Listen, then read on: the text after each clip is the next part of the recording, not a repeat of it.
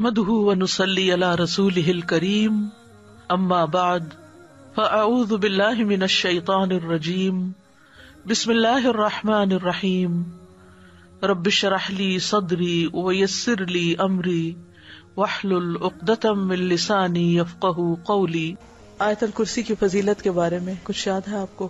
اس آیت کا نام آیت الکرسی کیوں ہے؟ اس کو آیت الکرسی کیوں کہا جاتا ہے؟ کرسی کا لفظ آیا ہے، اسے قرآن پاک کی سب سے بڑی آیت کہتے ہیں۔ جو شخص رات کو پڑھے اس کے لیے کیا وعدہ ہے؟ ساری رات اس کے لیے فرشتہ حفاظت کے لیے مقرر کر دیا جاتا ہے اور شیطان اس کو نقصان نہیں دے سکتا، وہ شخص شیطان کے شر سے محفوظ ہو جاتا ہے۔ قرآن مجید کی کوئی ایک آیت بھی اور ایسی نہیں کہ جس میں اللہ سبحانہ و تعالیٰ کا اتنے زبردست طریقے سے تعارف کرایا گیا ہو جس طرح آیت الکرسی میں کرایا گیا ہے۔ ایک آیت ہے جس کے 10 جملے ہیں، یعنی کہ اس میں ایک طرح سے 10 میننگ آپ کہہ لیں، اور مختلف آیات کے اندر یہ معنی پائے جاتے ہیں لیکن ایک جگہ اکٹھے نہیں ہے یہ اسے ہر نماز کے پڑھنے کے بعد کی بھی فضیلت آئی ہے۔ خصوصی طور پر وہ حدیث یاد ہے آپ کو جس میں شیطان کا کچھ ذکر ہے، وہ چوری کر رہا تھا تو آپ کے پاس وہ شکایت لے کر آیا حضرت ابو ہریرہ، 1 رات 2 رات، پھر آخری دن شیطان نے خود ہی بتایا کہ جو شخص یہ آیت پڑھ لے پھر اس کو نقصان نہیں ہوگا، یعنی اس کا مال چوری نہیں ہوگا، اس کو کسی اور طریقے سے شیطان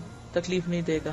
آج ہم آیت الکرسی کے الفاظ کے اوپر غور کریں گے، اس میں کہا کیا گیا ہے، کیوں اس کو اتنی بڑی آیت قرار دیا گیا ہے۔ سب سے پہلے آپ دیکھیے کہ اللہ لا الہ الا ہو، اللہ سبحانہ و تعالیٰ کا اسم اعظم ہے، یعنی سب سے بڑا نام ہے اور سب سے فیمس بھی ہے، مشہور بھی، اور سیورل ٹائم قرآن مجید میں اس کو ریپیٹ کیا گیا ہے۔ کئی قرآن مجید تو اس طرح چھپے ہوئے ہیں کہ ان میں اللہ کا جو ورڈ ہے وہ ریڈ کلر میں لکھا ہوتا ہے تو فوراً ایٹ اے گلانس پتہ چل جاتا ہے کہ ایک پیج کے اوپر کتنی دفعہ اللہ کا لفظ آیا ہے۔ اللہ کا لفظ جو ہے یہ الہ سے نکلا ہے۔ الہ کہتے ہیں معبود کو، اور معبود وہ ہستی ہوتی ہے جس سے محبت بھی کی جاتی ہے اور جس کی تعظیم بھی ہوتی ہے، یعنی دونوں چیزیں اس میں ہوتی ہیں۔ ایسا معبود جس سے محبت کی جائے اور جس کی تعظیم کی جائے۔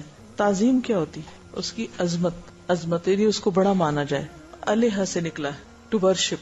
اللہ سبحانہ تعالیٰ وہ ہستی ہے جس کی ساری مخلوق عبادت کرتی ہے۔ قرآن پاک میں آتا ہے سبح للہ ما فی السماوات وما فی الارض، اللہ کی تسبیح بیان کر رہی ہے ہر وہ چیز جو آسمانوں میں اور جو زمین میں۔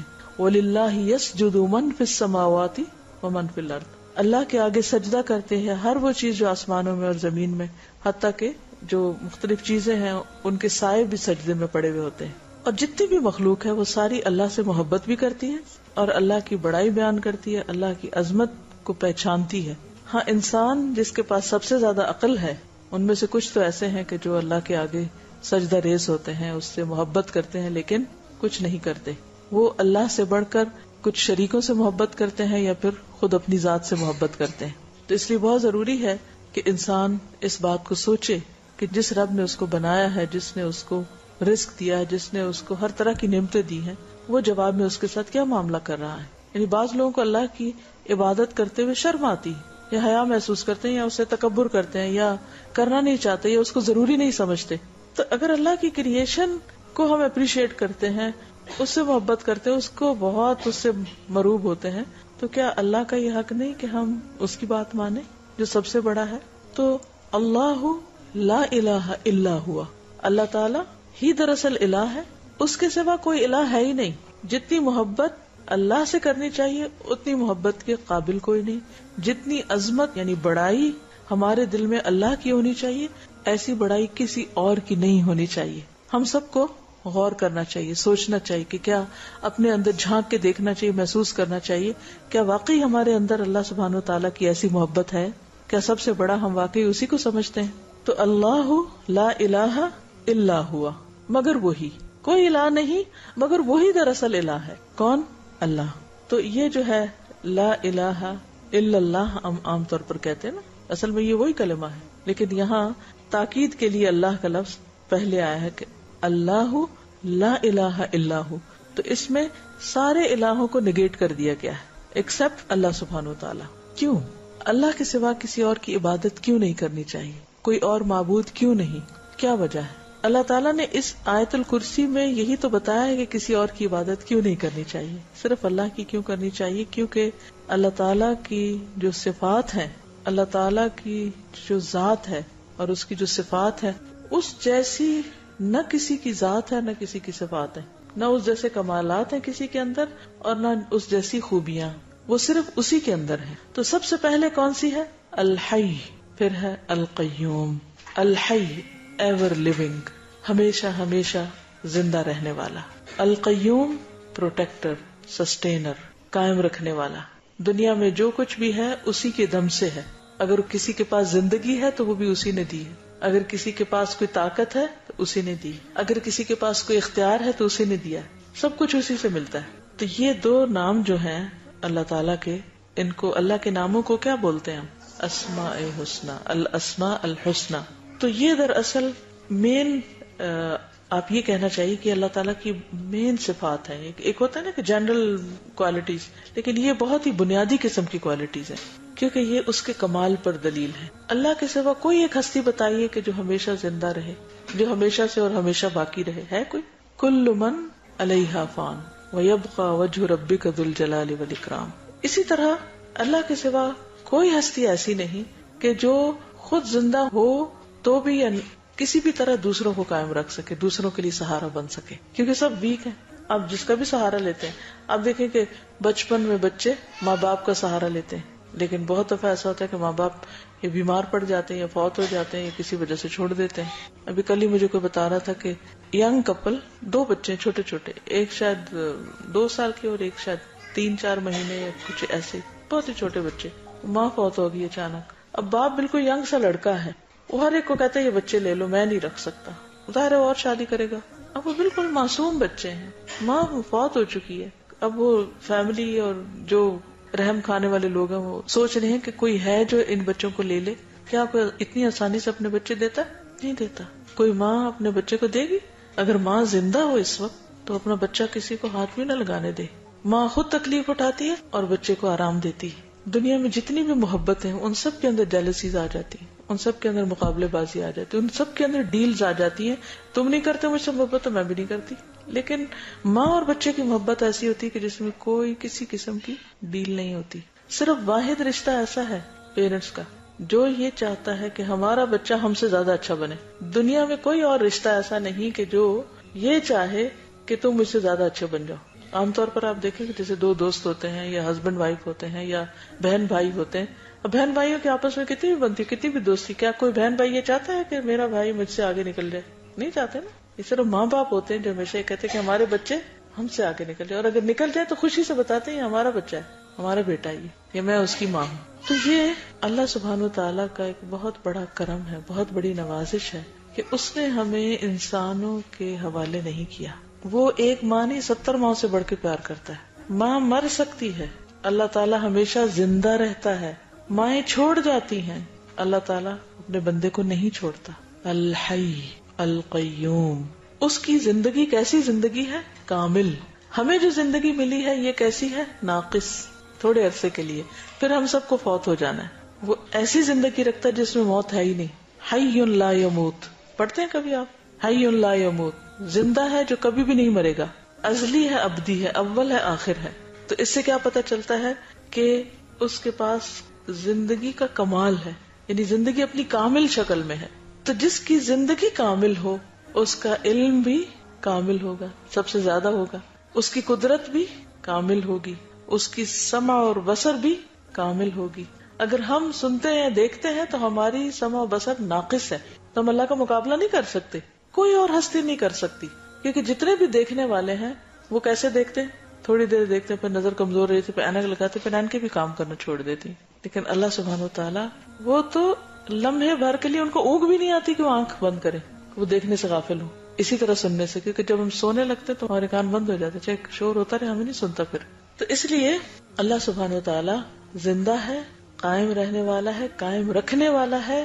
تو ہمیں کیا کرنا چاہیے؟ اسی کی عبادت کرنی چاہیے، اسی پر بھروسہ رکھنا چاہیے. پھر آپ دیکھیے کہ اللہ سبحانہ وتعالیٰ کے جتنی بھی صفات ہیں یا جتنے بھی اللہ کے نام ہیں، اللہ کے نام جو ہے وہ دراصل اللہ تعالیٰ کی صفات ہیں. اس کے برعکس ہم مخلوق کے جو نام ہوتے ہیں وہ ہماری صفات نہیں ہوتی. مثلاً اگر میرا نام فرحت ہے تو ضروری نہیں کہ میں ہر وقت خوش ہی رہوں، یا مجھے دیکھ کر لوگوں کو خوشی ہو ہمیشہ. انہیں غصہ بھی آ سکتا ہے، وہ جیلس بھی ہو سکتے ہیں، کچھ بھی ہو سکتا ہے. لیکن اللہ سبحانہ وتعالیٰ کے جو نام ہیں وہ اس کی صفات ہیں، وہ ایسے ہی نہیں نام رکھ دیے گئے. باقی تمام چیزوں کے نام کس طرح رکھتے ہیں ہم؟ کیسے رکھتے ہیں نام؟ جو نام اچھا لگتا ہے، کول لگتا ہے، کوئی نیا لگتا ہے، انوکھا لگتا ہے، بہت سے لوگ تو یہ زحمت ہی نہیں کرتے کہ میننگ بھی جانے. پھر جب رکھ بیٹھتے ہیں پھر کوئی کہتے ہیں یہ کیا نام رکھا، اس کا تو مطلب بھی ٹھیک ہے، پھر نام چینج کرتے رہتے. لیکن اللہ سبحانہ وتعالیٰ کے نام ایسے نہیں ہیں.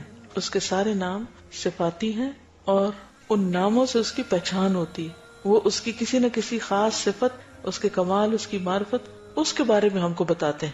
اب آپ دیکھیں کہ جب بھی آپ اللہ کا کوئی نام پڑھیں تو دو چیزیں ذہن میں رکھیں.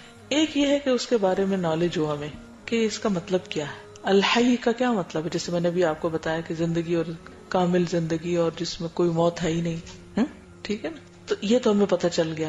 تو اس کے بعد پھر جب ہم جان لیں کہ اللہ تعالیٰ ایسے ہیں تو دوسری چیز ہے کہ پھر ہمیں کیا کرنا چاہیے، ہمارا کیا معاملہ ہونا چاہیے، ہمارا سلوک کیا ہونا چاہیے، اس کے مطابق ہمارے طرز عمل میں کیا تبدیلی آنی چاہیے. جب ہم یہ جان لیں کہ اللہ ان اللہ حی لا یموت، اور اللہ کے سوا سب مرنے والے اور کوئی بھی باقی نہیں رہے گا. Nobody will remain on this earth. Even after 50 years, 100 years, all of us will be gone away. کوئی بھی باقی نہیں رہے گا. تو پھر ہمیں کیا کرنا چاہیے، ہمارا کیا معاملہ ہونا چاہیے. اس زندگی کو صحیح طور پر استعمال کرنا چاہیے اور اپنے آپ کو اللہ کے حوالے کرنا چاہیے. مثلا اللہ تعالیٰ اہل جنت کو کیسی زندگی دیں گے جو کبھی ختم نہیں ہوگی. تو اللہ سے وہ زندگی مانگنی چاہیے ہم کو. وہ آتا نا ایک حدیث میں کہ جنت ایسی جگہ ہے کہ جہاں تم کبھی بیمار نہیں ہوگی، تمہیں کبھی موت نہیں آئے گی، کیونکہ موت کو ذبح کر دیا جائے گا. نبی صلی اللہ علیہ وسلم جب رات کو سونے کے لیے آتے تو ایک دعا پڑھتے تھے، اللہم لک اسلمت وبک آمنت وعلیک توکلت وإلیک انبت وبک خاصمت اللہم انی اعوذ بعزتک لا الہ الا انت ان تضلنی انت الحی الذی لا یموت والجن والانس یموتون. کبھی یہ دعا پڑھی ہے، مانگی ہے، سنی ہے؟ اللہم لک اسلمت، اللہ میں تیرے ہی لیے اسلام لایا، کوئی اور نیت نہیں. وبک آمنت، تجھ پر ہی میں ایمان رکھتا ہوں. وعلیک توکلت، تجھ پر میں بھروسہ رکھتا ہوں. وإلیک انبت، اور تیری ہی طرف میں رجوع کرتا ہوں. وبک خاصمت، اور تیرے ہی نام کے ساتھ میں جھگڑتا ہوں، دفاع کرتا ہوں اپنا. اللہم انی اعوذ بعزتک، اے اللہ میں تیری عزت کی پناہ چاہتا ہوں، اس کی پناہ میں آتا ہوں. لا الہ الا انت، تیرے سوا کوئی الہ نہیں. کس بات سے پناہ لیتا؟ انت تضلنی، کہ تو مجھے بھٹکا دے. یعنی میں تیرے پاس آتا ہوں تو مجھے پناہ دے، تیرا سہارا مجھے ملے کہ میں کہیں بھٹکوں نہیں. انت الحی، تو زندہ ہے، الذی لا یموت، جو کبھی نہیں مرے گا. والجن والانس یموتون، اور جن و انس سارے کے سارے مر جائیں گے. مسلم میں یہ حدیث آئی ہے. ٹھیک ہے، بہت خوبصورت دعا ہے کہ اللہ میں اپنے آپ تیرے حوالے کرتا ہوں، تجھ پر ایمان رہتا ہوں، تجھ پر بھروسہ کرتا ہوں اور تیرے ہی پاس سے مٹ کے آتا ہوں کہ اللہ مجھے بھٹکنا نہیں ہے، تو مجھے بھٹکنے سے بچا لینا، کیونکہ تو زندہ ہے اور باقی سب مر جائیں گے. سمجھ آ رہی کنیکشن کس طرح اللہ سے بنتا ہے آیت الکرسی کے ذریعے کہ اللہ زندہ ہے اور باقی سب نے مر جانا ہے. تو پھر ہمارا معاملہ کیا ہونا چاہیے؟ بندوں پہ بھروسہ کریں، اللہ پہ بھروسہ کریں. اسی لیے آپ دیکھیں کہ جب بعض خواتین جب ان کے شوہر فوت ہو جاتے ہیں تو ان کی حالت قابل رحم ہوتی ہے. ٹھیک ہے، ایک شخص کی جدائی کا غم ضرور ہونا بھی چاہیے، کہ اللہ نے ہمیں سنگ دل نہیں ہونا ہے کہ ہم آنسو نہ بہائیں کسی کے لیے، لیکن یہ نہیں کہ اپنی زندگی کھپا دیں، گنوا دیں اور اللہ کی نعمتوں کی ناقدری اور ناشکری کرنا شروع کر دیں. اس وقت کیا سوچیں، کیا چیز انسان کو سہارا دے سکتی، کون سا خیال، کون سا ایمان اور کون سا توکل اور کون سا یقین. انت الحی الذی لا یموت والجن والانس یموتون، سب نے مر جانا، تو نہیں مرے گا، اس لیے میں تیرا سہارا چاہتی ہوں، تیری پناہ میں آتی ہوں. کیا انسان کو ایسے سہارے کی ضرورت نہیں ہے نا؟ انسان کی الٹیمیٹ خواہش یہی ہوتی ہے نا، اس کے اندر کی ایک طلب ہے، یہ تڑپ ہے، اس کی ضرورت ہے کیا کہ کوئی ایسا مل جائے کہ جس پر میں ڈیپینڈ کروں، جو مجھے کبھی دھوکہ نہ دے. ہوتا نا، ہم کیوں روتے ہیں، کیوں اداس رہتے ہیں، کیوں پریشان رہتے ہیں؟ جب لوگ ہمیں دھوکہ دے جاتے ہیں، یا لوگ ہمیں چھوڑ جاتے ہیں، یا لوگ ہمیں ساتھ نہیں دیتے، نقصان دیتے ہیں، تب اس وقت ہمیں رونا آتا ہے نا. جتنے بھی ڈپریشن ہے، غم ہے، دکھ ہے، تکلیف ہے، ان سب کی وجہ یہی ہے کہ ہم نے اللہ کو چھوڑ کر بندوں پر بھروسہ کیا ہوا ہے، ان کو خدا بنایا ہوا ہے. جس کو اللہ پر بھروسہ ہوگا، جس کو اللہ پر یقین ہوگا، وہ کہے گا جب کوئی ساتھ چھوڑے گا، جب کوئی دھوکہ دے گا، جب کوئی پریشان کرے گا، بندہ کہے گا حسبی وکفا سمع اللہ لمن دعا، کافی ہے میرے لیے، حسبی کافی ہے، وکفا اور کافی ہو گیا، سمع اللہ اللہ نے سن لی، لمن دعا ہر اس شخص کی دعا جس نے اس کو پکارا، وہ ہے نا سننے والا. اس طرح غم ختم ہو جاتے ہیں نا. تو اللہ کی پہچان، اللہ کی معرفت اور خصوصاً آیت الکرسی، اس سے ہمیں اللہ سبحانہ وتعالیٰ کے ساتھ ایک کنیکشن بنتا ہے، ہمارا ایک تعلق بنتا ہے. پھر قیوم ہے، قیوم کا لفظ ہے نا، یہ قام یقوم سے کھڑے ہونا 3 جگہ پر آیا ہے قرآن پاک میں، سورۃ آل عمران میں، سورۃ طٰہٰ میں. اللہ سبحانہ وتعالیٰ کے معاملے میں قیوم کا کیا معنی ہے کہ وہ جو سیلف ایگزسٹنٹ ہے، خود قائم ہے، کسی کے سہارے پہ نہیں کھڑا. اپنی مخلوق میں سے اسے کسی کا سہارا نہیں چاہیے، ہر چیز سہارا لے کے کھڑی ہوتی ہے اور سب اس پر سہارا لے رہے ہیں، سب اس پر بھروسہ کرتے ہیں، سب اس پر ڈیپینڈ کرتے ہیں. ٹھیک ہے نا. He doesn't need anybody. He is independent, self-existent. جبکہ everyone else، ہر دوسرا شخص depends on him، اس پر ڈیپینڈ کرتا ہے. یہ فرق ہے، سمجھ آئی؟ اب جس کو یہ پتا چل جائے کہ اللہ القیوم ہے اور ساری مخلوق اس پہ سہارا لے رہی ہے، تو پھر ہمیں کیا کرنا چاہیے؟ اپنے ہر معاملے میں ہمیں بھی اللہ پہ بھروسہ کرنا چاہیے، اللہ کی طرف رجوع کرنا چاہیے اور مخلوق سے اپنے دل کو منقطع کر لینا چاہیے اور اس سے دعائیں مانگنی چاہیے. قرار آ جائے گا، خوشی آئے گی دل میں جب یہ پتا چل جائے کہ میرا ہے، کوئی ہے میرا. دیکھیں کہ جب انسانوں کے بارے میں آپ سوچتے ہیں نا تو پھر آپ کہتے ہیں اچھا اس نے فلاں وقت میں یہ کہا تھا، اس نے یہ کیا تھا میرے ساتھ، اس نے یہ زیادتی کی تھی، اس نے. حتیٰ کہ ماں باپ کے بارے میں بھی بچوں کے دل میں کسی ٹین ایجر کو بلا کے پوچھے کیا خیال ہے تمہارا اپنے امی ابو کے بارے میں، کیسے ہیں وہ، پھر آپ دیکھیں وہ آپ کو کیا کیا بتائیں گے. کل پرسوں ایک بچی نے مجھے لکھا اپنی مدر کے بارے میں کہ وہ سمجھتی ہیں کہ وہ اس دنیا کی ہیرو ہیں، ساری دنیا ان کے سہارے چل رہی. تو واٹ، بچے ایسے سوچتے ہیں ماں باپ کے بارے میں، حالانکہ ماں باپ ان کے لیے کیسی کیسی قربانیاں کرتے ہیں، لیکن اگر چھوٹی سی بات سے منع کر دیں یا کچھ بھی ایک دم خلاف ہو جاتے ہیں. اور میرے ماں باپ نے یہ کیا، انہوں نے وہ کیا. ہر ایک کو شکایتیں ہیں ماں باپ سے، کسی نہ کسی قسم کی ضرور شکایت ہے اور یہ بہت تکلیف دہ بات ہے. تو انسان ان ماں باپ سے بدظن ہو جاتا ہے. کچھ لوگ ہوتے ہیں جو کسی پر ٹرسٹ نہیں کر سکتے، ان کی زندگی کتنی حرام ہو جاتی ہے. کچھ لوگ ہوتے ہیں کہ وہ کسی کو اپنے دل کی بات نہیں کہہ سکتے، ہوتے ہیں نا. تو اگر کسی کو القیوم کی پہچان ہو جائے تو ان کا کانفیڈنس بحال ہو جائے. وہ ایک ہے جس پہ میں بھروسہ کر سکتا ہوں، جو مشکل وقت میں میری مدد کرے گا، وہ میرے لیے آسانی پیدا کرے گا. جب یہ یقین اور اطمینان ہوتا ہے نا تو آپ بڑے سے بڑے کام میں ہاتھ ڈال دیتے ہیں نا تو پھر آپ مطمئن رہتے ہیں. مثلا آپ نے بیٹی کو رخصت کرنا اور آپ کو پریشانی لگی ہوئی کہ پتہ نہیں اس کا کیا بنے گا اور یہ فکر کھائے جا رہی، لیکن جب آپ یہ کہیں کہ نہیں میں نے تو اللہ کے بھروسے پہ میں یہ کام کر رہی ہوں، اپنی طرف سے میں نے کر لیا جو بھی بندوبست کرنا تھا، میں اللہ کے بھروسے پہ کام کر رہی ہوں، تو نتیجہ کیا ہوگا؟ اچھا ہوگا. اور جو قسمت میں وہ تو سامنے آنا ہی ہے، لیکن اپنا دل ایک اطمینان میں ہوگا کہ اللہ کے ہر فیصلے میں خیر ہے. And this is part of life. تو کرنے کا کام یہ ہے کہ توکل علی اللہ، اللہ پہ بھروسہ کرو اور مخلوق کے بھروسے کو چھوڑ دو. نبی صلی اللہ علیہ وسلم کی کوئی دعا بتائیے مجھے جس میں قیوم کا لفظ آتا ہو. یا حی یا قیوم برحمتک استغیث. اب آپ نے حی اور قیوم کا معنی سیکھ لیا آج. اب دعا مانگیے ذرا، یا حی. جب کہنا یا حی آپ نے تو مرنا ہے ہی نہیں، آپ تو ہمیشہ زندہ ہے. یا قیوم سب آپ پہ سہارا لیتے، سب آپ کا بھروسہ لیتے، آپ کو کسی سہارے کی ضرورت نہیں. یا حی یا قیوم برحمتک استغیث، مجھے تیری رحمت چاہیے، میں اس کی فریاد کرتا ہوں. اللہ کی رحمت درکار ہے. فرق ہو جاتا ہے نا، پھر مانگنے میں ہی فرق ہو جاتا ہے. اچھا پھر ہم کیا دعا مانگتے؟ اصلح لی شأنی کلہ، میرے سارے حالات درست کر دے. ولا تکلنی الی نفسی طرفۃ عین، مجھے تو میرے نفس کے بھی حوالے نہ کرنا ایک لمحے کے لیے، کسی اور کے تو کہاں، مجھے تو میرے اپنے حوالے نہ کرنا. کیونکہ ان النفس لامارۃ بالسوء، نفس انسان کو برے کاموں کا حکم دیتا ہے. اگر میں نے اپنی مرضی کرنی شروع کر دی تو میں تو پتہ نہیں کہاں بھٹک جاؤں گی.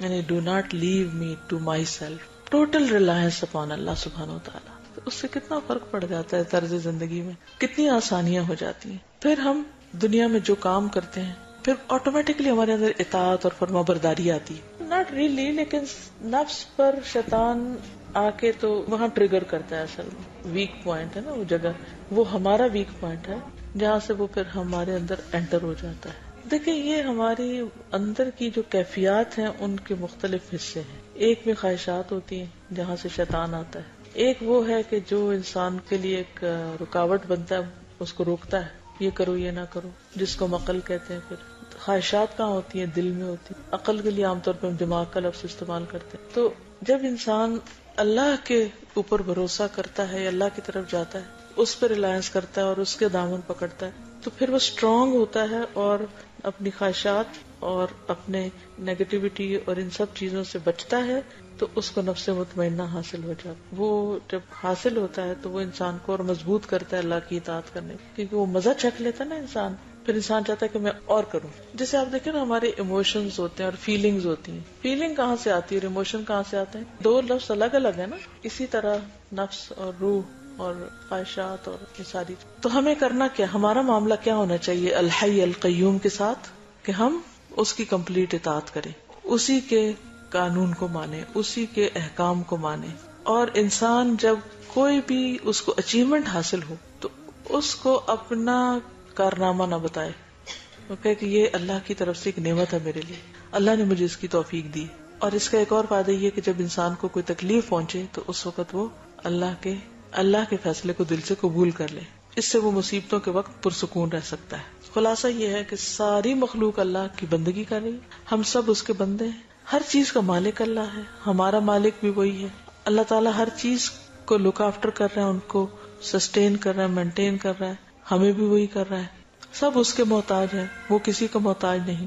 ہمارے لیے لازم ہے کہ اس کی عبادت کریں اور اس کے ساتھ کسی اور کو شریک نہ کریں. آج کے لیے میرے خیال اتنا ہی کافی ہے. نیکسٹ ویک ہم لا تأخذہ سنۃ ولا نوم کر لیں. اب کوئی سوال ہو آپ کو تو کر لیجیے، ورنہ میں اجازت چاہتی ہوں. انہوں نے کامنٹ کیا تھا کہ ہمیں پوری طرح یقین نہیں ہوتا اللہ کی باتوں پہ. ایک تو آپ نے کلاس میں سیکھ لیا، اب آپ گھر جائیں گے تو بچوں سے بات کریں گے، ہسبینڈ سے کریں گے، دوست کے ساتھ فون پہ کریں گے، ایک دوسرے سے ڈسکس کریں گے. اس سے پھر وہ جو تازہ ہوتا رہتا ہے وہ سب کچھ، تو انسان جو ہے وہ چلتا رہتا ہے. اس کے لیے پھر اچھے دوستوں کا ہونا ضروری ہے کہ جو آپ کو ایمان کی بات بتائے، نہ کہ اس سے دور کریں. پریشانی آتی نا جب سوچے تو پھر کیا ہو جائے گا. اگر ایسا نہ ہوا تو پلان بی کو کر لیں، اسی میں بھلائی ہوگی. آپ نے ساری محنت کی، کوشش کی، پھر بھی نہیں ہوا تو اس کا مطلب ہے کہ اللہ تعالیٰ ابھی آپ سے کچھ اور چاہتا ہے. کوئی بات نہیں، اس سے بہتر کوئی چیز ہوگی جو مجھے نہیں پتا. تو اس لیے ما اصابک لم یکن لیخطئک وما اخطأک لم یکن لیصیبک. جو تمہیں ملا نہیں وہ تمہارے لیے تھا ہی نہیں، اور جو تم مل گیا تمہیں وہ کسی اور کے لیے نہیں تھا، وہ تمہیں ہی ملنا تھا. یہی تو ہماری نامرادی ہے کہ ہم وہ نہیں کرتے جو ہمیں کرنا چاہیے تھا. اللہ نے تو وہ کر دیا جو اس کو کرنا تھا. تو پھر خسارے میں کون ہے جو نہ وہ کرے جو وہ چاہتا ہے اس سے. اور ہم کیوں نہیں کرتے؟ پھر وہی بات ہے، ہم نفس کے بندے ہیں. اللہ کے بندے بن جائیں تو شوق سے کریں. ایمان جہاں مضبوط ہوتا ہے وہاں شک نہیں رہتا دین کے معاملے میں، اللہ کے معاملے میں. اس کو اپنا ٹارگٹ بنا لیں کہ میں نے شک سے باہر آنا ہے. آیت الکرسی کی خاص باتیں کیا ہیں؟ یہ قرآن مجید کی سب سے بڑی آیت ہے. ٹھیک ہے، جو شخص رات کے وقت اس کو پڑھتا ہے شیطان اس کے قریب نہیں آتا. گڈ. اس ایک آیت کے اندر 10 صفات کا ذکر ہے اور ہر ایک کا بہت عظیم معنی ہے، بہت گریٹ معنی ہے، اس کا گریٹ میننگ ہے. قرآن مجید کی کوئی اور ایسی آیت نہیں جس میں اللہ سبحانہ و تعالیٰ کی اتنی صفات بیک وقت جمع کر دی گئی ہیں. تو گویا ایک طرح سے یہ آیت اللہ سبحانہ و تعالیٰ کا بہت بہترین جامع تعارف ہے اور ایک بہت پاورفل آیت ہے. اس کے فائدوں میں سے کوئی خاص فائدہ بتائیے. کہ شیطان کے دور ہونا ہوا، اوور آل انسان محفوظ رہتا ہے، اللہ کی حفاظت میں ہے. اور ہر نماز کے بعد پڑھنے والی چند موٹی موٹی باتیں اس کے بارے میں یاد ہونی چاہیے. اب ہم اللہ سبحانہ و تعالیٰ کے ناموں کے بارے میں دیکھتے ہیں کہ جو اس آیت کے اندر آئے ہیں. سب سے پہلا نام کون سا ہے؟ اللہ. اور اللہ تعالیٰ کا ذاتی نام ہے. گڈ. اور سب سے مشہور بھی، greatest name and most famous. قرآن مجید میں بہت زیادہ ریپیٹڈلی آیا ہے. اللہ کا لفظ کس سے مل کر بنا ہے؟ یہ اس کا اصل کیا ہے؟ اس کی اوریجن کیا ہے؟ الہ، الہ، خاص الہ، خاص معبود. دنیا میں لوگوں نے اپنے بہت سے معبود بنائے ہوئے، لیکن اصل معبود اللہ ہے. الہ، خاص الہ ہے اور وہی عبادت کے لائق ہے. الہ وہ ہوتا ہے جس سے سب سے زیادہ محبت کی جائے اور بہت زیادہ اس کی تعظیم کی جائے، رسپیکٹ کی جائے، ریگارڈ کیا جائے اس کا. جیسے بتوں سے لوگ محبت بھی کرتے ہیں اور بہت ان کا ریگارڈ بھی کرتے ہیں، عزت بھی کرتے ہیں. ٹھیک ہے. تو اللہ لا الہ الا ہو، کہ اور تو کوئی الہ ہے ہی نہیں. اگر ہے تو بس صرف اللہ ہی ہے. الحی، القیوم. الحی کیا معنی ہے؟ الحی کا زندہ ہے، ایور لیونگ، ہمیشہ سے زندہ ہے، ہمیشہ زندہ رہے گا. کل من علیہا فان ویبقى وجہ ربک ذو الجلال والاکرام. ہر چیز فنا ہونے والی ہے، ایک چیز جس کو فنا نہیں اور جس پر کبھی بھی موت نہیں آئے گی وہ اللہ رب العزت کی ذات ہے، الحی. اور الحی کا لفظ جو ہے حیات سے ہے، لائف سے. لائف اللہ کے سوا اور چیزوں کو بھی ملی ہے. مثلاً انسان کو لائف ملی ہے یا جانوروں کے اندر بھی لائف ہے، پلانٹس میں لائف ہے، فرق کس چیز کا ہے؟ اگر ہم کہتے ہیں اللہ زندہ ہے تو کہیں گے فلاں بھی زندہ ہے، تو کیا یہ شرک نہیں ہو گیا؟ اس کو بھی آپ نے زندہ کہہ دیا، وہ بھی زندہ ہے، یہ بھی زندہ ہے. تو صفت تو اصل تو اللہ کی صفت ہے، بندے کو یا کسی اور کو یہ صفت کہاں سے مل گئی؟ اس کی ذاتی ہے یہ صفت، ہمیں اس نے دی ہے. لیکن پھر بھی اگر دی ہے تو بیچ میں شریک نہیں ہو گئے کوئی اور چیزیں جن کو مل گئی یہ صفت؟ یعنی اللہ کی صفت بھی ہے اور کچھ اور مخلوق کی بھی ہے. تو ہم تو کہتے ہیں کہ ہم اللہ کی صفات میں بھی کسی کو شریک نہ کریں، تو اگر ہم کسی اور کو کہیں گے کہ اس کو وہ بھی زندہ ہے تو یہ تو شرک نہ ہو گیا؟ آپ کو میرا سوال سمجھ آ رہا ہے؟ ازلی ابدی، 2 لفظ لکھیں، حی ازلی ابدی، ہمیشہ سے ہے، ہمیشہ زندہ رہے گا، ہمیشہ سے زندہ، ہمیشہ زندہ رہے گا. کوئی اور اللہ کے سوا ایسا ہے جو ہمیشہ زندہ ہمیشہ زندہ رہے گا؟ نہ ازلی ہے نہ ابدی ہے. فرق ہو گیا نا خود ہی. ٹھیک ہے، ایک تو آپ نے یہ دیکھا. دوسرا یہ ہے کہ اس کی حیات میں جو صفات ہیں وہ کامل ہے. حیات کی صفات کون سی ہیں، اوصاف کون سے ہیں؟ کیسے پتا چلتا ہے کوئی چیز زندہ ہے؟ زندہ چیز موو کرتی ہے، اس کی سانس آتی ہے، گڈ، اور وہ دیکھتا ہے یا سنتا ہے. کیسے ٹیسٹ کرتے ہیں کوئی زندہ ہے؟ انہی چیزوں سے کرتے ہیں نا، ظاہری. ڈاکٹروں والی چیکنگ نہیں کہ دماغ مر گیا، دل مر گیا، کیا مر گیا کیا نہیں، ظاہر میں جو علامات ہیں. تو آپ دیکھیں کہ جن چیزوں پر زندگی کا انحصار ہے، یہ جو زندگی کی علامات ہیں وہ بھی اللہ میں کامل ہیں، جبکہ انسان میں کامل نہیں ہے، ناقص ہے. اچھا یہ بتائیے کہ الحی جو ہے یہ کون سے ناموں میں سے ہے؟ اس میں اعظم میں سے ہے. جن ناموں کے ساتھ اللہ کو پکارا جائے تو کیا ہوتا ہے؟ دعا قبول ہوتی ہے. ہاں، جو کہنے کی بات تھی، خلاصہ یہ تھا کہ اللہ اور غیر اللہ کے درمیان صرف یہ ظاہری مماثلت ہے حیات کی، حقیقی نہیں. ہمارے پاس جو زندگی ہے وہ حقیقی نہیں، پرماننٹ نہیں. صرف جو زندگی کی علامات ہوتی ہیں ان میں سے کچھ علامات ہمارے اندر ہیں تو ہمیں زندگی نظر آ رہی ہے، ورنہ ہماری زندگی عارضی زندگی ہے، غیر حقیقی زندگی ہے. اللہ کے پاس جو حیات ہے وہ اصل حیات ہے، جیسے اس میں شرک کی کوئی بات نہیں ہے. اب آپ دیکھیے کہ آپ یہ کہہ سکتے ہیں کہ جنت میں تو انسان ہمیشہ زندہ رہیں گے، تو پھر کہہ سکتے ہیں نا، کوشچن آتا ہے نا مائنڈ میں، تو اگر جنت میں ہمیشہ زندہ رہیں گے تو پھر کہیں شریک تو نہیں ہو گئے؟ اس کو کیسے ریپیٹ کریں گے؟ ازلی اور ابدی دونوں.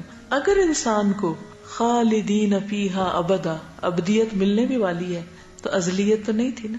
دوسری بات یہ ہے کہ اللہ لائف کریٹ کرتا ہے، انسان خود سے نہیں لائف کریٹ کرتا. ہمیں جو ملی ہے ملی ہوئی ہے، اس کی ذاتی ہے. وہ دعا یاد ہے کسی کو؟ اللہم لک اسلمت وبک آمنت وعلیک توکلت وإلیک انبت وبک خاصمت اللہم انی اعوذ بعزتک لا الہ الا انت ان تضلنی وانت الحی الذی لا يموت والجن والانس یموتون. یہ ہے فرق، یہ ہے خلاصہ. انت الحی الذی لا يموت والجن والانس یموتون. سب مر جائیں گے، آپ کو موت نہیں. اصل زندگی تو اللہ کے پاس ہے نا، اللہ کی. دوسری صفت کیا تھی؟ القیوم. قیوم کا کیا معنی ہوتا ہے؟ قائم رہنے والا، قائم رکھنے والا. قام یقوم، سے قام یقوم ٹو اسٹینڈ، کھڑے ہونے کے لیے استعمال ہوتا ہے. کسی بھی چیز کو کھڑے ہونے کے لیے سہارے کی ضرورت ہے. مثلاً اس کو کھڑے ہونے کے لیے، اس کو کھڑے ہونے کے لیے، اور چیزوں کو سہارا چاہیے نا. ایک بچے کو کھڑا کرنا ہوتا ہے جب سہارا چاہیے، پودے کو کھڑا کرنے کے لیے جب وہ ساتھ چاہیے، اس پھول کو کھڑا ہونے کے لیے، اس پانی کو کھڑا ہونے کے لیے، ہر ایک کو کیا چاہیے؟ سہارا. اللہ ایسا قیوم ہے جس کو کسی کا سہارا نہیں چاہیے. یہ فرق ہے. وہ کسی پہ ڈیپینڈ نہیں کرتا، انڈیپینڈنٹ ہے، سیلف ایگزسٹنٹ ہے، جبکہ ہم دوسروں پر ڈیپینڈنٹ ہیں. اچھا، پھر اسی طرح یہ ہے کہ اللہ سبحانہ وتعالی اگر القیوم ہے، بھروسہ اور یقین اور ڈیپینڈنس کہ مجھے میرے نفس کے حوالے نہ کرنا. اللہ تعالیٰ میں تیرے اوپر ڈیپینڈ کروں لیکن نہ کہ اپنے اوپر کروں. اور وہ دعا بھی مانگتے نا، یا حی یا قیوم برحمتک استغیث اصلح لی شأنی کلہ ولا تکلنی الی نفسی طرفۃ عین. صرف پلک جھپنے کی دیر بھی میں اپنے اوپر ڈیپینڈ نہ کروں، اپنے اوپر ریلائے نہ کروں، اپنے اوپر سہارا نہ لوں کہ میں کر لوں گی یا میرے اندر ہے یا میرے پاس ہے یا میری طاقت ہے. کچھ بھی ہے، ہدایت ہے تو اللہ دیتا ہے، رزق ہے تو اللہ دیتا ہے، زندگی دے تو اللہ دیتا ہے، قائم رکھے ہوئے تو اللہ رکھے ہوئے. یعنی میں اپنی ہر چیز میں اس کی محتاج ہوں. ٹھیک ہے، تو اللہ لا الہ الا هو الحی القیوم. قرآن پاک میں بھی ہمیں کہا گیا نا، وتوکل علی الحی الذی لا یموت. یہ ایک اور چیز یاد رکھیے کہ یہ دونوں صفات ساتھ ساتھ کیوں آ رہی ہیں؟ الحی القیوم ساتھ ساتھ کیوں؟ کیونکہ جو زندہ ہے وہ قائم ہے، وہ زندگی دینے والا ہے، وہ قائم رکھنے والا. قیوم میں صرف قائم رہنے کا معنی نہیں، قائم رکھنے کا معنی بھی ہے. ٹھیک ہے. اور اسی سے پھر توکل کی بات ہم نے سیکھی کہ جب وہ قائم رکھے ہوئے تو ہم ڈپینڈ اس سٹینڈ پہ نہ کریں، اس پہ نہ کریں، اس پہ نہ کریں. اچھا ایک ہوتا ہے ہمارے مادی وجود، مثلا اب مجھے اٹھنا ہے نا، تو میں کیسے اٹھوں گی؟ اس کا سہارا لوں گی کھڑے ہونے کے لیے، اس کا سہارا لوں گی. یہ میرے مادی وجود کو اس کی ضرورت ہے. ٹھیک. لیکن میں صرف میرا یہ بینگ نہیں ہے، اس کے اندر بھی ایک ہے، میری روح بھی ہے. اور کیا ہے؟ اندر میری روح ہے نا، دل دماغ ہے نا، میری سوچ نیت ارادہ ہے نا. تو ایسی صورت میں مجھے کیا کرنا چاہیے؟ اس کو بھی کسی سہارے کی ضرورت ہے یا نہیں؟ مشکل وقت میں کسی کی ضرورت ہے کہ میں کسی پر ڈیپینڈ، کوئی میرے کام آئے، کوئی میری مدد کرے. اس صورت میں کیا کرنا چاہیے؟ تو ہمیں قرآن مجید میں سکھایا گیا وَتَوَكَّلْ عَلَى الْحَيِّ الَّذِي لَا يَمُوتُ، اس پر توکل کرو جو زندہ ہے اور جس کو آگے کیا ہے؟ لَا تَأْخُذُهُ سِنَةٌ وَلَا نَوْمٌ، نہ اس کو اونگ آتی ہے اور نہ نیند آتی ہے. نیند ہماری ویکنس ہے کہ نہیں؟ ہم نیند کے آگے بے بس ہو جاتے ہیں یا نہیں ہو جاتے ہیں؟ کوئی شخص ذرا تھوڑی دیر کے لیے سوچئے، کوئی شخص کتنا بھی بریو کیوں نہ ہو، کتنا بھی اسٹرانگ کیوں نہ ہو، کتنا بھی طاقتور کیوں نہ ہو، پاورفل کیوں نہ ہو، کوئی بھی کیوں نہ ہو، کوئی اسکالر ہو، کوئی بادشاہ ہو، کوئی کچھ بھی ہو، جب نیند آتی ہے تو کیا ہوتا ہے؟ بیٹھا رہتا ہے، لیٹنا پڑتا ہے. ہم سب سے زیادہ اکڑ میں کب ہوتے ہیں؟ جب ہم کھڑے ہوتے ہیں. اس سے کم جب ہم بیٹھ جاتے ہیں. اور اس سے کم لیٹنا کس چیز کا سمبل ہے؟ عاجزی کا. جو لوگ سجدہ نہیں بھی کرتے نا، وہ بھی ان کو لیٹنا پڑتا ہے. جب کشتی میں پہلوان پچھاڑتا ہے تو کیا کرتا ہے؟ لٹا دیتا ہے نا. تو گویا نیند ہمارے لیے کیا ہے؟ پہلوان ہے جو ہم کو ہر روز ہرا دیتی ہے. ہر روز ہماری حقیقت ہمیں یاد دلاتی ہے کہ ہم بہت کمزور انسان ہیں. اور کچھ لوگ تو اگر وہ 8, 9, 10 گھنٹے نہ سوئے تو کام ہی نہیں کر سکتے. یہ اور بھی زیادہ ویکنس ہے. یعنی کچھ آپ نے دیکھا ہوگا جو جتنے اسٹرانگ ہوتے ہیں یا مینٹلی اسٹرانگ ہوتے ہیں تو ان لوگ وہ اتنے کم سوتے ہیں. تھوڑا سا بھی سو کے ان کی وہ بہت کام کر لیتے ہیں. آپ کسی ایسے شخص کو جانتے ہیں جو 2 گھنٹے سوتا ہو؟ بس 1 یا 2 گھنٹے سوتا ہو. ڈاکٹر ذاکر نائک وہ تھوڑا سا بھی سوتے ہیں ان کو کافی ہو جاتی ہے. وہ نہیں. دنیا میں اور لوگ بھی ہیں کہ جو کم سوتے ہیں اور وہ اتنا سونا بھی. ہم اس دفعہ جب عمرے پر تھے نا تو وہ الحمدللہ ہر روز تراویح ایک ہی جگہ پر ہوتی تھی ہماری. تو وہ تراویح کے آس پاس کچھ نہ کچھ باتیں بھی ہوتی تھی. خیر ان کی تھوڑی بیچ میں طبیعت خراب ہوئی تو ڈاکٹر نے کہا کہ آپ اتنا آرام کیا کریں، اس وقت کھانا کھایا کریں.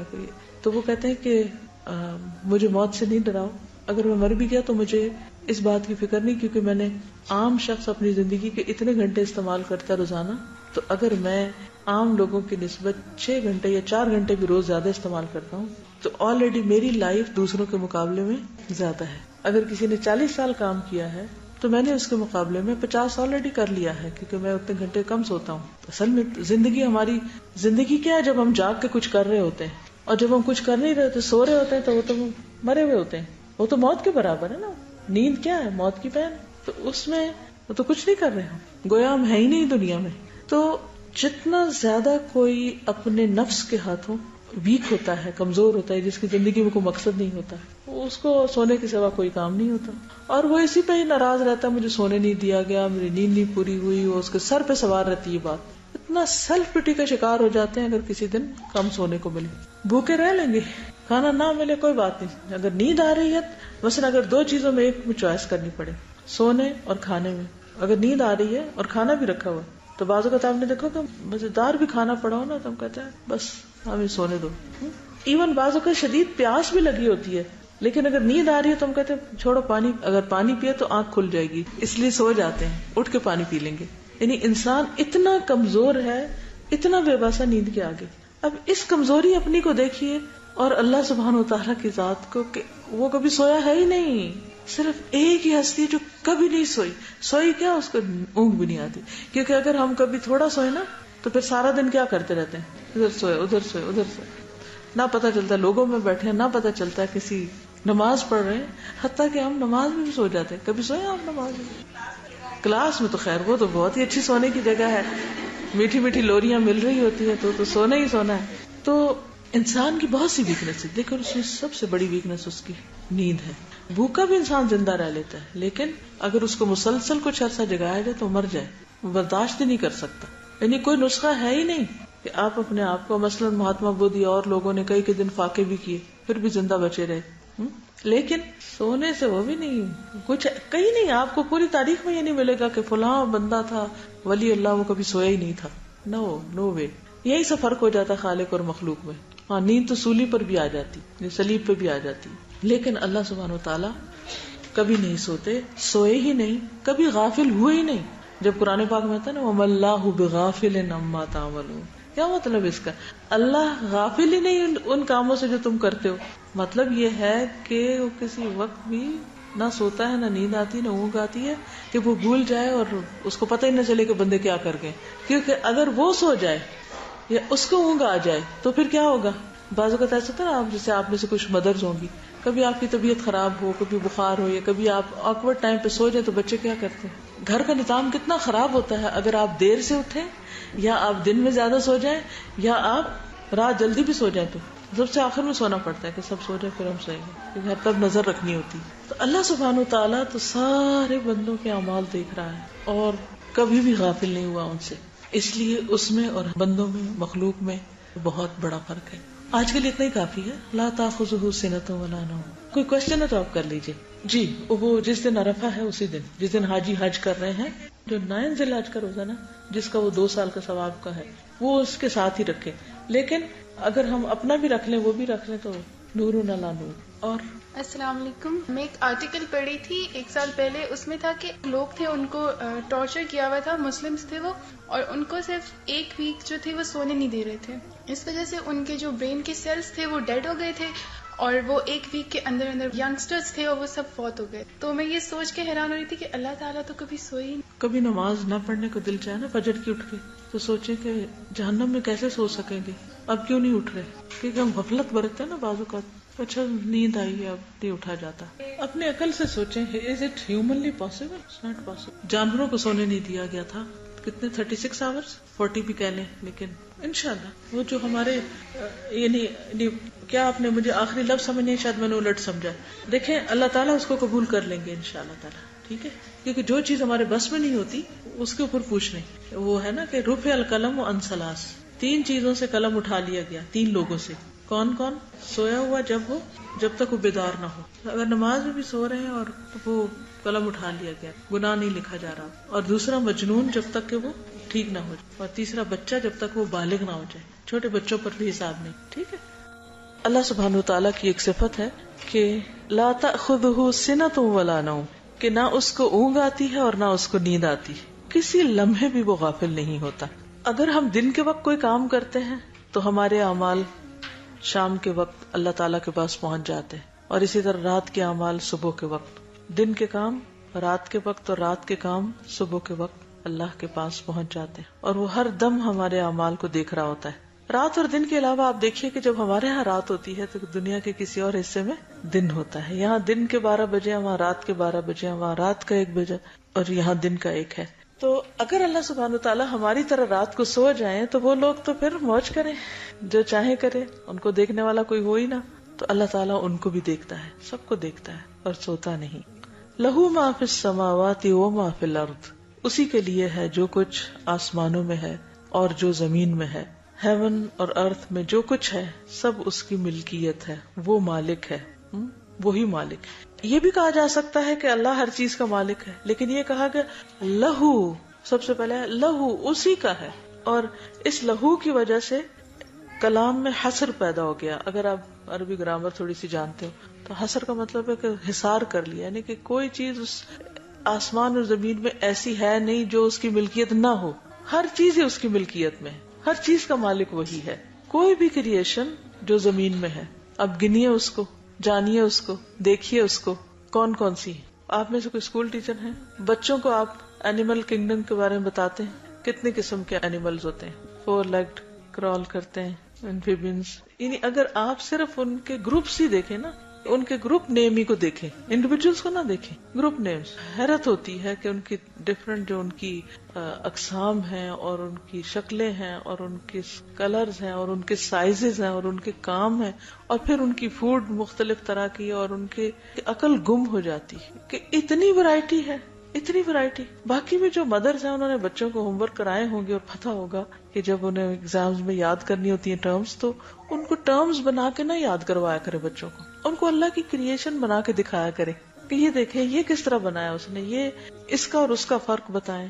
ان کی آوازیں پھر ملٹی ڈائمینشنل فیچر جو ہیں وہ دکھایا کرے. کسی بھی چیز کو جب ڈیفائن کرنا ہوتا ہے تو اس کا رنگ، کلر، سائز، قسم، اس کی عادتیں، اس کا بہت ساری جو اس کی خصوصیات ہیں ان سب کے ساتھ یہ سب کچھ کس کا ہے؟ جس نے پیدا کیا. آبویسلی جو ان کا کریٹر ہے اسی کا ہے، ہمارا نہیں ہے. ہم تو جانتے بھی نہیں ان کو. اگر ہم جانتے نہیں تو ہم مالک کہاں سے ہو سکتے؟ مالک بھی نہیں ہو سکتے. لہو ما فی السماوات وما فی الارض. میں نے زمین کی بات حالانکہ آسمانوں کی پہلے ہے، زمین کی میں نے پہلے اس لیے کی ہے کہ زمین ہماری کلوزسٹ ہے، اس پہ بہت سی چیزیں ہم دیکھتے بھی ہیں. آسمان کی چیزیں تو ہم میں سے کسی نے کوئی دیکھی نہیں سوائے اس کے جو سامنے ستارے سیارے نظر آتے ہیں. That's it. اس سے پیچھے کیا 7 آسمانوں کے ذکر آتا ہے، کس نے 7 دیکھے ہیں؟ اور پھر ان 7 پر کیا کچھ ہے؟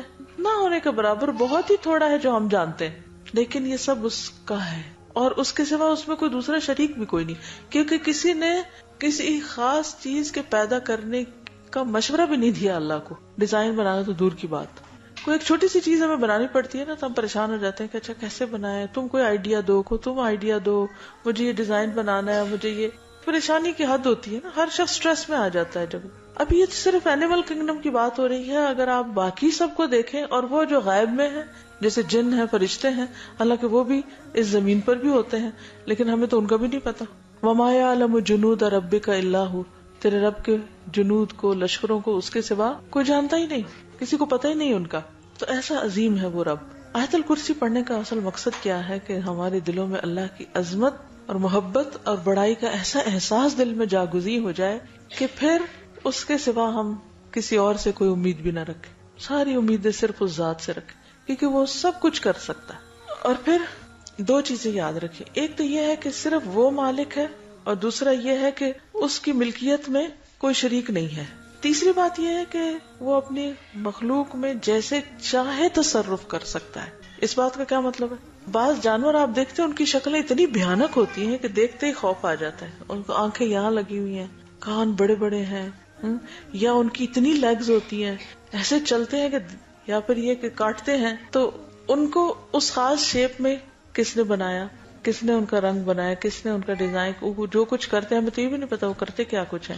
تو اللہ تعالیٰ اپنی مخلوق میں جیسے چاہے تصرف کر سکتا ہے. مثلا چاہے ان میں چینج کر سکتا ہے، ان کو یوز کر سکتا ہے. مثلا یہ انگوٹھی میری ہے، میں چاہوں تو اس انگلی میں پہنوں، چاہوں تو اس میں پہنوں، چاہوں تو نہ پہنوں، چاہوں تو پھینک دوں، چاہے تو توڑ دوں، چاہے تو بیچ دوں، چاہے تو کسی کو گفٹ دے دوں. یہ سارے کیا ہے؟ ایک انگوٹھی، لیکن اس کے ساتھ کئی قسم کے سلوک ہو سکتے ہیں. ان میں سے کوئی ایک سلوک میں جو چاہوں کروں. کوئی کیا مجھ سے پوچھ سکتا ہے کہ او آپ نے اپنی انگوٹھی پہنی ہوئی کیوں نہیں، یا فلاں کو کیوں دے دی، ہے بیچ دی، کیوں بیچی؟ انسانوں سے تو پھر بھی کوئی پوچھ سکتا، اللہ سے کوئی نہیں پوچھ سکتا کہ آپ نے مخلوق کیوں پیدا کی ہے اور آپ نے اس کو مار کیوں دیا ہے اور یہ کیوں کھاتا ہے اور وہ کیوں نہیں کھلاتے اس کو. آپ جیسے چاہے، جس کو چاہے زندگی دے، جس کو چاہے موت دے، کوئی نہیں پوچھ سکتا اس سے. یہ سب اسی کے اطاعت گزار ہیں، اللہ کے فرما بردار ہیں، کسی اور کے نہیں. اسی لیے آپ نے دیکھا ہوگا کہ جانوروں کی کچھ حدیں ایسی ہوتی ہیں کہ آپ جو مرضی کر لیں انہوں نے وہی کرنا ہے. مثلا کچھ جانوروں کی دم جو ہوتی ہے وہ ٹیڑھی ہوتی ہے، جو مرضی کر لیں اس نے سیدھا نہیں ہونا. اللہ نے ان کو بنایا ایسے، وہ اللہ کا حکم مانتے اپنی ساخت میں، اپنے کاموں میں، اور اسی اپنی خاص زبان میں تسبیح کرتے ہیں اور اپنی حیات نہیں چھوڑتے، اپنی عادتیں نہیں چھوڑتے. جو اللہ چاہتا وہی ہوتا ہے. پھر آپ دیکھیے کہ اگر ہم اس میں صرف آج تم بہت جانوروں کی باتیں کر رہے ہیں، لیکن آپ ستاروں سیاروں کو دیکھیں. آپ چاہیں ان کا سائیکل چینج ہو جائے، سورج نکلنے کا وقت تبدیل کر دیں، آپ چاند کی روشنی کچھ ڈگری بڑھا دیں، کم کر دیں، سائز بڑھا دیں، چھوٹا کر دیں، ہے ہمارا بس چلتا ہے؟ کچھ بھی نہیں. اس سے کیا پتا چلتا ہے کہ یہ ہماری ملکیت نہیں ہے، یہ اللہ کی ملکیت ہے. بات یہی ہے کہ اللہ ان کا مالک ہے، وہی ان کو سسٹین کرتا ہے، وہی ان کی تدبیر کرتا ہے، وہی ان کو قائم رکھے ہوئے ہے. سب اللہ کے محتاج ہیں، وہ کسی کا محتاج نہیں ہے اور کوئی اس سے بڑا نہیں ہے. من ذا الذی یشفع عندہ الا باذنہ، کون ہے جو اس کے پاس سفارش کر سکے کسی کی بخشش کی یا کسی کو چھڑانے کی، الا باذنہ، مگر اسی کے اذن کے ساتھ. سفارش کے لیے بھی اس کی اجازت چاہیے، کیونکہ اللہ تعالیٰ ساری مخلوق کا مالک ہے، ساری مخلوقات اس کی ہیں، تو اس لیے مخلوق میں سے کوئی ایسا نہیں جو اللہ کی مرضی سے آگے بڑھ سکے. من ذا الذی، سارے جو اس کے مخلوق ہیں، تو ہے کوئی جو اس کی مخلوق میں سے اس کے اذن کے بغیر ایک پتا بھی توڑ دے؟ جب کچھ بھی اور نہیں کر سکتے تو وہ سفارش بھی نہیں کر سکتے. اندہ سے کیا مراد ہے؟ اللہ تعالیٰ. الا باذنہ، ہاں ایک شرط ہے، اگر اللہ کا اذن ہو، اللہ کی اجازت ہو، اللہ تعالیٰ اس کے لیے کسی کو کہے کہ ہاں تم سفارش کر لو، تو وہ کر سکتا ہے. اب سوال ہی پیدا ہوتا ہے کہ کیا نبی صلی اللہ علیہ وسلم سفارش کریں گے قیامت کے دن؟ کریں گے، بالکل کریں گے. کس لیے کریں گے؟ سب سے پہلی شفاعت کون سی ہوگی؟ اس کو کیا کہا جاتا ہے؟ الشفاعت الکبریٰ، بڑی شفاعت. وہ کون سی ہے بڑی شفاعت؟ حساب قائم ہونے کی. حساب قائم ہونے کے لیے اس میں نا کہ جب ساری مخلوق کو اٹھا دیا جائے گا، سب اکٹھے ہو جائیں گے، پھر سب انتظار میں ہوں گے کہ یا اللہ حساب شروع ہو تاکہ ہم جس نے جہاں جانا ہے وہ اپنے گھر پہنچے. اس کو آپ اس سے اندازہ کریں کہ اگر کبھی آپ کو ایئرپورٹ پہ رکنا پڑے تو آپ کی کیفیت کیا ہوتی ہے. آپ ٹرانزٹ میں ہیں، اپنی مرضی سے آپ گھنٹوں کہیں بیٹھے رہے، لیکن اگر آپ ٹرانزٹ پہ ہیں، 2 گھنٹے کا ٹرانزٹ ہے کسی ایئرپورٹ پہ، تو کیا محسوس ہوتا ہے؟ جب ٹکٹ لے رہے ہوتے ہیں تو کہتے ہیں اچھا کتنے گھنٹہ وہاں رکنا ہوگا. تو وہ انتظار کتنا مشکل لگتا ہے کہ اچھا اگلی فلائٹ، اور اگر کسی وجہ سے اگلی فلائٹ لیٹ ہو تو کیا کیفیت ہوتی. اسی طرح اگر آپ یہاں بیٹھے ہیں نا، گھنٹہ بھی بیٹھے ہیں تو کوئی بات نہیں، لیکن اگر آپ یہاں سے باہر جائیں اور آپ کی گاڑی نہ آئی ہو اور گیٹ پر آپ کو 1 گھنٹہ کھڑا ہونا پڑے، وہ گیٹ پر انتظار میں 1 گھنٹہ مشکل ہے. یہاں 1 گھنٹہ بیٹھنا مشکل ہے یا وہاں 1 گھنٹہ کھڑے ہونا مشکل ہے؟ حالانکہ وقت تو یہ بھی گزر رہا ہے، وقت وہ بھی گزرتا ہے، اسی سپیڈ سے گزرتا ہے، لیکن وہاں بہت مشکل ہے کہ انتظار کا وقت ہے. اسی طرح یہ جو انتظار کا وقت ہوگا قیامت کے دن کہ حساب قائم ہو، لوگ اتنے تنگ آ جائیں گے کہ لوگ کہیں گے یا اللہ تو حساب قائم کر، چاہے ہمیں جہنم میں بھیج دے لیکن یہاں سے نکال. اسی لیے کہا جاتا ہے کہ الانتظار اشد من الموت، انتظار موت سے بھی زیادہ سخت چیز ہے. پین فل چیزوں میں، ساری بیماریوں میں، ساری تکلیفوں میں سب سے زیادہ شدت کی تکلیف کیا ہے؟ موت کی تکلیف. موت سب سے زیادہ تکلیف دہ چیز ہے، شدید ترین. کہتے انتظار اس سے بھی شدید ہے. تو بہرحال پہلے لوگ حضرت آدم کے پاس جائیں گے، وہ کہیں گے میں نہیں کر سکتا. نوح کے پاس جاؤ، وہاں جائیں گے، وہ کہیں گے میں بھی یہ نہیں کر سکتا. موسیٰ کے پاس جاؤ، عیسیٰ کے پاس جاؤ. تو مختلف پیغمبروں کے پاس جائیں گے، حتیٰ کہ حضور صلی اللہ علیہ وسلم کے پاس ہیں، ابراہیم علیہ السلام کے پاس بھی جائیں گے، کوئی مدد نہیں کرے گا. پھر حضور صلی اللہ علیہ وسلم اللہ کے حضور سجدے میں پڑ جائیں گے، دعا کریں گے، پھر اللہ تعالیٰ فرمائے گے اچھا مانگو کیا مانگتے ہو. تو اس وقت وہ سب کی طرف سے ایک طرف سفارش کریں گے یا اللہ حساب قائم کر دے. پھر حساب قائم ہوگا. بعض کہتے ہیں کہ وہ دن 50,000 سال کے برابر ہے، اللہ عالم. لیکن آتا تو یہی ہے کہ سارے لوگ پریشان ہوں، ایک پریشانی کا ایک عالم ہوگا. لیکن ایک اور حدیث میں آتا ہے نا کہ مومن کے لیے وہ وقت فرض نماز کی قیام جتنا ہوگا، جتنی دیر میں فرض نماز ہم پڑھتے ہیں. لیکن بہرحال وہ اتنے سارے لوگوں کو دیکھ کے اور حساب کا شروع ہونا اور لائنوں میں کھڑے ہونا، اور پھر لیکن اللہ تعالیٰ جب شروع کریں گے تو ظہر کی نماز تک کے وقفے میں دن کے حصے میں پورا کر دیں گے سب کا.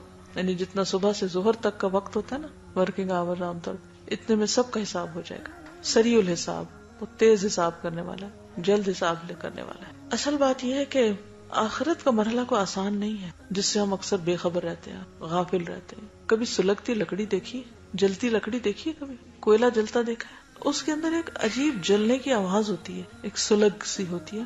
سوچئے کہ جو لوگ جہنم میں جائیں گے ان کے جسم اسی طرح کوئلے کی طرح سلگ رہے ہیں. کوئی معمولی نہیں ہے آگ کا عذاب، اور ان چیزوں سے بچنے کی ضرورت ہے. تو دوسری شفاعت ہوگی جہنم سے اہل ایمان کو نکالنے کی. پہلی تو ہے کہ حساب قائم ہو، اور دوسری شفاعت کہ کس کس کو جہنم سے نکالا جائے. آپ دیکھیں کہ صرف چند لمحے اگر تیل پڑ جائے نا ہاتھ پہ، کیا کیفیت ہو، تھوڑی دھوپ لگ جائے، کچھ ہو، تو کچھ لوگ تو سیدھے جنت میں چلے جائیں گے، خوش قسمت، بے حساب چلے جائیں گے. لیکن کچھ لوگوں کو حساب دینا ہوگا، وہ انتظار کریں گے، کھڑے ہوں گے. کچھ لوگ جہنم میں چلے جائیں گے اور پھر وہاں سے حضور صلی اللہ علیہ وسلم کی شفاعت کے ساتھ نکالے جائیں گے. بعض لوگ ڈٹ کے غلط کام کرتے ہیں. کیا کہتے ہیں؟ کہ اللہ کے رسول ہماری شفاعت کر دیں گے. تو یہ بات یاد رکھنی چاہیے کہ کون ہے جو سفارش کرے مگر اللہ کے اذن کے ساتھ. کون ہے؟ اللہ ہی ہے جو اصل اجازت دے گا. ہاں حضور صلی اللہ علیہ وسلم شفاعت کریں گے، لیکن اس وقت کریں گے جب لوگ پریشان ہوں گے حساب قائم کرنے کے لیے، اور دوسرے جب لوگ جہنم میں چلے جائیں گے، حتیٰ کہ آخری شخص جس کے دل میں رائی دانے برابر بھی ایمان ہوگا اس کو بھی جہنم سے نکال لیا جائے گا. لیکن جو پکے کافر اور پکے منافق ہوں گے ان کا ٹھکانہ ہمیشہ ہمیشہ کے لیے آگ ہوگا. اللہ تعالیٰ ہم سب کو اس سے محفوظ رکھے اور ہر طرح کے کفر سے بچائے. یعلم ما بین ایدیہم وما خلفہم، وہ جانتا ہے جو ان کے سامنے ہے اور جو ان کے پیچھے. یعنی اس کا علم اتنا وسیع ہے کہ آگے پیچھے کا سب جانتا ہے. اللہ کے سوا کسی اور کا علم اتنا وسیع نہیں ہے. اور پھر چھوٹی بڑی ہر چیز پر اس کا علم چھایا ہوا ہے. باریک سے باریک چیز اس کو پتا ہے اور بڑی سے بڑی ہیوج چیز اس کو پتا ہے. دنیا کا بھی پتا ہے، آخرت کا بھی پتا ہے، ماضی کا بھی پتا ہے، مستقبل کا بھی پتا ہے. اس طرح کا علم کسی کے پاس بھی نہیں ہے. ٹھیک ہے، اس کو یہ بھی پتا یعلم ما یلج فی الارض وما یخرج منہا، وہ جانتا ہے زمین میں کیا گیا ہے، کیا کیا جاتا ہے زمین میں، کیا جاتا ہے، بیج، پانی، مردے، بہت کچھ جاتا ہے، اور جو اس میں سے پھر نکلتا ہے اس کو سب پتا ہے. اور ما ینزل من السماء، کیا کیا اترتا ہے، بارش، وحی اور فرشتے. ٹھیک ہے، رحمتیں، اللہ کے احکامات. ما ینزل من السماء وما یعرج فیہا، کیا چڑھتا ہے، اعمال وغیرہ. ہمیں نہیں پتا، اللہ کو پتا ہے، وہ جانتا ہے. پھر یعلم السر وما اخفا، چھپے ہوئے کو جانتا ہے اور اس سے بھی زیادہ مخفی کو، ہر راز کو جانتا ہے جو کسی کو نہیں پتا. نگاہوں کی خیانت جانتا ہے. یعلم خائنۃ الاعین وما تخفی الصدور، جو سینے چھپائے ہوئے ہیں. وَلَقَدْ خَلَقْنَا الْإِنسَانَ وَنَعْلَمُ مَا تُوَسْوِسُ بِهِ نَفْسُهُ، دلوں کے اندر اٹھنے والے وسوسے تک جانتا ہے. ہر چیز وہ جانتا ہے، کہاں چھپ سکتے ہیں، کہاں بھاگ سکتے ہیں. اس کے برعکس مخلوق کے پاس اس علم کا اتنا حصہ بھی نہیں جتنا ایک سمندر میں سے ایک چڑیا چونچ میں ایک پانی کا قطرہ نکالے. ساری مخلوق کا علم بس اس قطرے جتنا ہے اس سمندر کے مقابلے نہ جاننے کے برابر. اول تو ہم کسی ایک فیلڈ کا بھی احاطہ نہیں کرتے، چاہے کوئی کسی میں پی ایچ ڈی ہو یا ماسٹرز ہو یا کچھ بھی تخصص کا درجہ رکھتا ہو، لیکن ہر چیز نہیں جانتا. مثلا آپ دیکھیں کہ صرف اسلامک اسٹڈیز کو ہی آپ دیکھیں، اس میں اگر کسی کی قرآن میں مہارت تو ضروری نہیں، حدیث میں اگر چلو دونوں میں ہو تو فقہ میں نہیں، اگر چلو تینوں میں ہو تو ہسٹری میں نہیں، اگر چاروں میں ہو جائے تو مزید اور جو اس کے آگے برانچز ہے اس میں نہیں. پی ایچ ڈی پہ کس چیز پہ ہوتی ہے، کسی ایک چیز پہ ایک سبجیکٹ ٹاپک پہ ہوتی ہے اور وہ بس اتنے چیز کو جو جانتا ہے، باقی کا عام طور پہ وہ بھی جاہل ہوتا ہے. کسی ایک علم کے سارے پہلوؤں کا احاطہ وہ نہیں کرتا. یہ صرف اور صرف اللہ کی شان ہے. وَلَا يُحِيطُونَ بِشَيْءٍ مِّنْ عِلْمِهِ إِلَّا بِمَا شَاءَ، اور اللہ کے علم میں سے وہ کسی چیز کا احاطہ نہیں کر سکتے مگر جو وہ خود چاہے، جتنا وہ خود دینا چاہے. یہ بھی اللہ کی اپنی تقسیم ہے. اسی لیے ہمیں کیا کہا گیا، دعا مانگو ربی زدنی علما، کیونکہ وہ دیتا ہے، پیغمبروں کو بھی وہی دیتا ہے اور دوسروں کو بھی وہی دیتا ہے. اس لیے ہمیں اس بات کا حریص ہونا چاہیے، کیونکہ وَلَا يُحِيطُونَ بِشَيْءٍ مِّنْ عِلْمِهِ إِلَّا بِمَا شَاءَ، اللہ کے علم میں سے کوئی شخص کسی بھی چیز کا احاطہ نہیں کر سکتا، بس اتنا ہی جان سکتا ہے جتنا وہ چاہتا ہے. تو پھر اس سے ہم کیا کریں، مانگتے رہیں کہ ہمیں اور دے، ہمیں اور دے. اور یہ ایک پسندیدہ چیز ہے، یعنی علم میں اضافہ اور علم میں زیادتی کی خواہش جو ہے ایک بہت پسندیدہ خواہش ہے. پھر آپ دیکھیں کہ انبیاء اور رسل کے پاس بھی جو علم ہے وہ بھی کس کا ہے، اللہ کا دیا ہوا ہے. فرشتوں کے پاس جو علم ہے اللہ کا دیا ہوا ہے. بندوں کے پاس جو علم ہے اللہ کا دیا ہوا ہے، چاہے وہ دین کا یا دنیا کا، وہ سائنس کا یا ہسٹری کا، وہ سب اللہ ہی کا دیا ہوا ہے. اور پھر اس علم کو دماغ میں ریٹین کرنے کی صلاحیت، وہ جتنا وہ چاہتا ہے یاد رکھتے ہیں اور جو وہ چاہتا ہے ہم بھول جاتے ہیں. جی شیطان کا ایک بڑا حصہ ہے اس میں. بس اللہ تعالیٰ کی مدد لیتا رہے، اللہ کا ذکر انسان کرتا رہے تو شیطان سے بچ کے وہ ایک مضبوط قلعے میں آ جاتا ہے. ذکر جو ہے نا اللہ کا، یہ بہت ممد و مددگار ثابت ہوتا ہے. ہر موقع پر نبی صلی اللہ علیہ وسلم اللہ تعالیٰ سے دعائیں کرتے ہیں اور مختلف طرح کے اللہ کے ساتھ ایک تعلق کی بات ہے. تو شیطان کا مقابلہ انسان نہیں کر سکتا، اللہ ہی ہے جو انسان کو شیطان سے بچا. اعوذ باللہ من الشیطان. تو شیطان بلواتا بھی ہے، شیطان غصہ بھی دلاتا ہے، شیطان انسان کے اندر، یعنی کہ آپ دیکھیں نا کہ انسان کے اندر مختلف چیزیں، اس کی بایولوجیکل نیڈز ہیں، اس کی ایموشنل نیڈز ہیں، اس کی مینٹل اور اس کی جو انٹلیکچوئل نیڈز ہیں، یہ ساری انسان کے اندر. پھر اس کے اندر ڈرائیوز ہیں، کچھ خواہشات ہیں اس کی. شیطان ہر رستے سے داخل ہوتا ہے، ہر چیز میں داخل ہونے کی کوشش کرتا ہے. اسی لیے کھانا کھانے کی دعا بتائی گئی، اسے بیوی کے پاس جاتے وقت کی دعا بتائی گئی. پھر اسی طرح قرآن بھی پڑھو تو کیا پڑھو، اعوذ باللہ پڑھو. اسی طرح یعنی ہر موقع کی مناسبت سے جو دعائیں ذکر ہیں یہ دراصل شیطان کے شر سے محفوظ رکھنے کے لیے. تو وسع کرسیہ السماوات والارض، وسع چھائی ہوئی ہے، کرسیہ اس کی کرسی. اس کی کرسی کے بارے میں جو معنی کیا جاتا ہے وہ اس کا فٹ سٹول، ایک ہے اس کا عرش اور ایک ہے اس کی کرسی. کتنی بڑی ہے اس کی کرسی، صرف اس کا فٹ سٹول کتنا ہے بڑا. وسع کرسیہ السماوات والارض، ایک طرف اس کے علم کی وسعت ہے، ولا یحیطون بشیء من علمہ الا بما شاء، اور دوسری طرف اس کے اختیار اور اس کا اس کا جو اس کے عرش کی وسعت اور اس کی طاقت، ان سب کا اظہار ہے.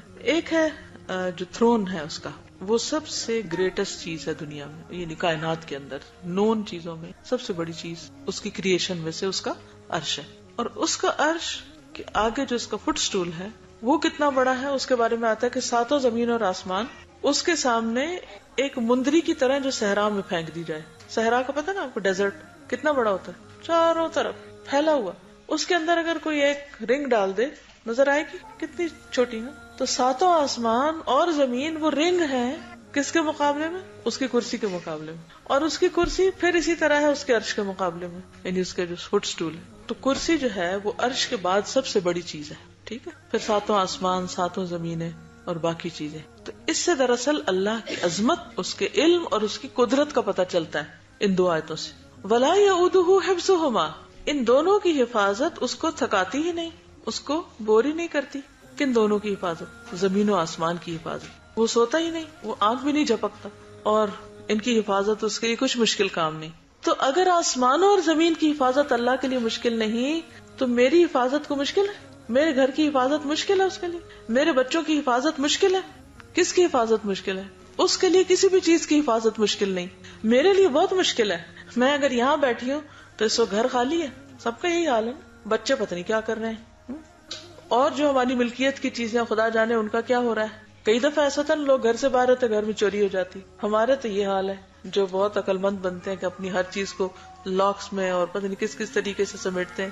ہمارے لیے مشکل ہے حفاظت، اس کے لیے کچھ بھی مشکل نہیں، ہر چیز کی حفاظت کرتا ہے. اور بڑی بات یہ ہے نا حفاظت کی اس کی کہ ہر ایک کو کام کرنے کا موقع مل رہا ہے، ورنہ تو ہر چیز آپس میں ٹکرا جائے، بندہ بندے کو مار ڈالے چھوٹی چھوٹی بات کو. اب بھی ہوتا ہے، لیکن پھر اسی طرح آپ دیکھیں کہ چیونٹیاں کس طرح سروائیو کرتی، باقی مخلوق جن کو ہمارا اسپرے کرتے رہتے ہیں پھر وہ کس طرح نکل آتے، چھوٹے سے چھوٹا کیڑا کس طرح سروائیو کرتا ہے. تو اللہ تعالیٰ کے اذن سے ان کو بھی جینے کا موقع ملتا ہے. تو وَلَا يَئُودُهُ حِفْظُهُمَا وَهُوَ الْعَلِيُّ الْعَظِيمُ. جب بھی آپ کو اپنے بچوں کی یا اپنے گھر کی یا اپنے آپ کی، اپنے مستقبل کی کسی چیز کا خوف آئے، اس کا کیا بنے گا، اس کا کیا بنے گا، وَاللَّهُ خیر حافظا وهو ارحم الراحمین، اللہ سب سے بہترین حفاظت کرنے والا ہے اور وہ ارحم الراحمین ہے. میں اپنا سب کچھ اس کے سپرد کرتی ہوں. اس سے آپ کی کیفیت کیسے ہوگی؟ اطمینان، سکون، بے فکر. مثلا آپ بچوں کو 100 باتیں سمجھاتے ہیں، یہاں نہیں جانا، یہ نہیں کرنا، وہاں نہیں ہاتھ ڈالنا، ایسا نہیں کرنا، ویسا نہیں کرنا. گھر سے نکلتے ہیں تو آپ کو ایک پریشانی لاحق ہو جاتی. اب 5 بچے مثلا آپ کے، آپ 5 جگہوں پہ جا سکتے ہیں 5 کے ساتھ؟ نہیں جا سکتے. آپ ان کی شادی کرتے ہیں، آپ کو پھر فکر رہتا پتہ نہیں اب ان کا کیا ہوگا. ان کی حفاظت کر سکتے؟ نہیں کر سکتے.